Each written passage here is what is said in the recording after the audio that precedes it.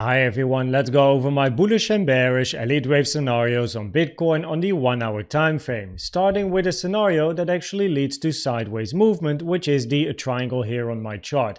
Now there is two types of triangles. The preferred triangle is counting this as a wave A, B, C, D, and then a wave E, after which you look for continuation to the upside. The invalidation is for price to take out this high, which on my Coinbase chart here did not happen. This is a lower high. Now, alternatively, if price would move to the upside and takes out this high, and then very likely, of course, that high as well, then you would need to count this as a wave A, B, C, D, E, and then continuation. The problem here, however, is the ratio between your wave B, just look at the size, and your wave A, which is a lot smaller, and that significantly lowers the probability. So preferably in a triangle, you actually do not take out this high, you look for a deeper retracement in E, and then a continuation to the upside. Now, the bullish scenario is that you have a finished three-wave corrective structure, and this move to the upside yesterday is counted as a wave 1. So here we then have a WXY, zigzag in W, zigzag family structure in X, and then a finished triangle in a wave Y. Then we have a wave 1, look for a three-wave corrective structure in 2, and then you want to see continuation to the upside. Now in this particular scenario, I also put the 886 on my chart because the 886 is always an interesting level. Once the 886 is hit, it is quite common to see a retracement to the downside, but also if the 886 gets touched here at 102.6k, taken from the all-time high here to the low that we made here at 92k on my Coinbase chart, if the 886 is hit, it also increases probabilities to sooner or later take out this high, the all-time high, which by all means on a daily time frame, on the higher time frame, is the highest probability anyway, but the 886 on the 1 hour would add probabilities for that to happen. Also, the 886 could be a very attractive target to finish your wave 1 here, if you would count it as a wave 1, 2, 1, 2, 3, 4, 5, range in 4, and another 5 towards the upside. Touch the 886 here, which also is in confluence with a little bit of resistance, which is the point of control of the all-time high range here, and the point of control is at 102.7k. So that is very important resistance to the upside. I'm very interested to observe the reaction there. And then you can see that to the downside, the first area of support here is this point of control at 97k, which is the point of control of this range over here, nicely in confluence with the common target area for a wave 2 retracement. And it's also in confluence with a daily level here at 96.6k.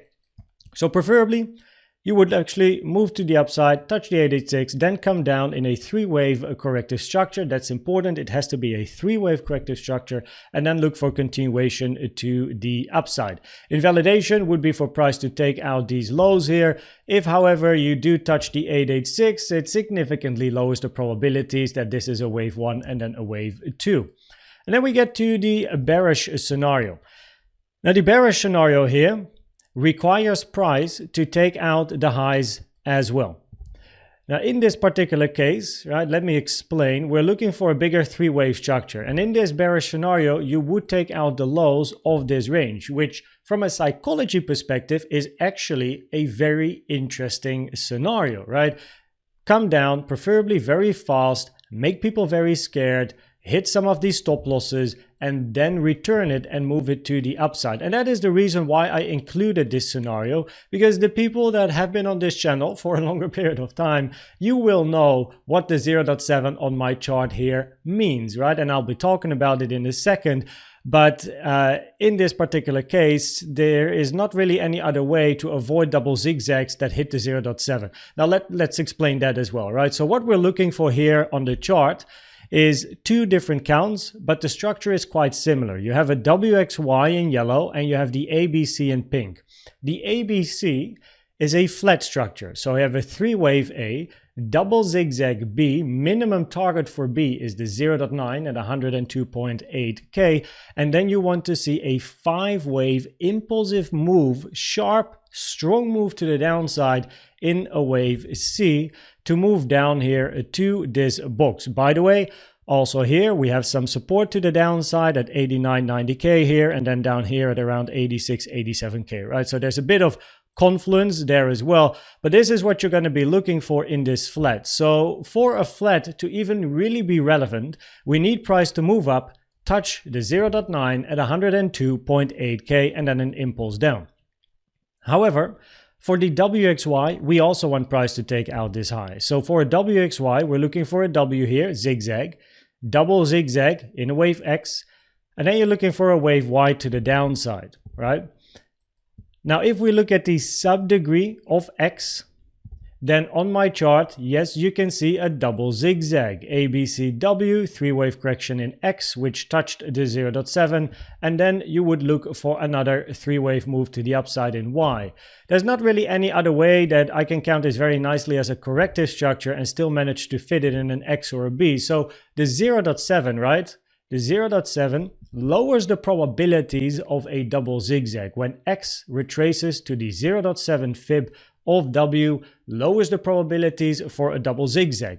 But it is not an invalidation. The invalidation is the low here. And because of the price action that we had over here, with this here possibly being a flat to the downside, I therefore can possibly count this as an ABC to the upside, and that then leads to a WX and then another ABC and a Y. So therefore, even though the 0.7 has been touched, I do have this scenario on my chart. Now, what we do want to see in this scenario is your wave Y to take out your wave W in a double zigzag WXY. And at the moment here on my chart, price did not take out this high. So that is something that we want to look out for. At the same time though, you can also see the yellow 0.7, and the yellow 0.7 of course plays a role in the overall bigger WXY, reducing the probabilities for a zigzag in your wave Y here, increasing the probabilities for your wave Y to be a flat structure or a triangle. But mind you, the moment price moves to the upside and touches the 0.9, both the WXY here and the ABC on my chart have probabilities to play out. So you could either expect then an impulse to the downside, or you look for a flat or triangle, preferably for your wave Y, right? On the 15-minute time frame, price has touched the 886 Fibonacci here, and this increases the probabilities that the move to the downside here is corrective, not impulsive, which in turn increases the probabilities for price to still take out these highs. And taking out these highs is good for 2 out of the 3 scenarios. The one that is negatively impacted would be the triangle, because preferably A, B, C, D, E, your D not allowed to go above B, and if you do take out this high, then you have to count A, B, C, D, E, but then your B is so big compared to your A, which is not preferred, lowers the probabilities. Now in the bullish scenario here, counting this as a 1, 2, 1, 2, 3, 4, 5, 4, 5, finish 1, then look for 3-wave corrective structure in 2 and continuation, no problem for price to take out the high, right? And also in the bearish scenarios, you actually want price to still take out this high as well, so move to the upside would be beneficial for also the bearish scenario. So that's important. If we then look at the CVD divergences, then since the low was made here and price moved up, we had continuous bullish CVD divergences, which is what you like to see, so that's very nice. At the high here, we had some bearish CVDs, these now played out. You can see that at the moment there are no CVD divergences, so we just have to wait a bit for a range to form and then look for new CVD divergences to appear. If we then look at the news, we have some news today as well. Thursday, December 12th at 2:30 p.m. Central European Time. Make sure that you trade safe, as it can increase the volatility on the chart. And if we then look at the probabilities of the different scenarios, then on a daily time frame, not covered in this video, but in a daily time frame, we are looking for this whole ranging structure to be a wave 4 and still for price to move to the upside impulsively in a wave 5. So that is the general directional bias, right? But then on the 1 hour time frame, this range in a bit more detail. Currently, the probabilities here are higher to look for a retracement and then take it from there. Now, preferably take the local high once more due to the local 886 touch here. That would be nice.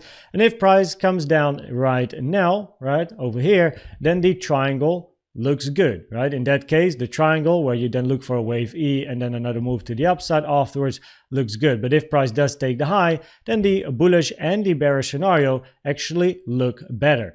Now, with regards to the polylines, this is what the summary looks like of the different scenarios. This is a summary of the price action that can be expected based on the scenarios shared in this video. The colors are completely random here because the general story is that we are starting to look for a retracement. But you can see that 3 of these scenarios preferably take out the high, which is in confluence with the 886 touch. And we do have very interesting resistance to the upside. There's of course a reason, as you can see, that I put all these lines on top of this point of control here of this range. We have to wait and see what the reaction is. If we do move up, take out the high, and price touches this line, I will be observing the reaction, right? I don't have any limits there or whatever, but I'm interested in looking for a reaction, and then of course interested in a potential move to the downside, because as you can see, basically the general consensus of the different scenarios and represented by the polylines is that we are starting to look for a bit of a retracement. And then once a retracement comes, of course, preferably take out the highs first, that would be nice here. But once a retracement comes, depending on the retracement, we will have a better idea of what to expect. Again, taking out this high here reduces the probabilities for a triangle because your B is so big compared to your A. So you have to be aware of the more bullish scenario 1, 2, 3, or of course the purple line, the pink line here, which is the bearish scenario. I hope that this video was helpful or valuable to you. Please check out the CVD indicator video, the best indicator out there in my opinion, or the Elliott Wave educational playlist to help you understand more about Elliott waves. Thanks for watching and subscribing, and I hope to see you at the next one. Bye bye.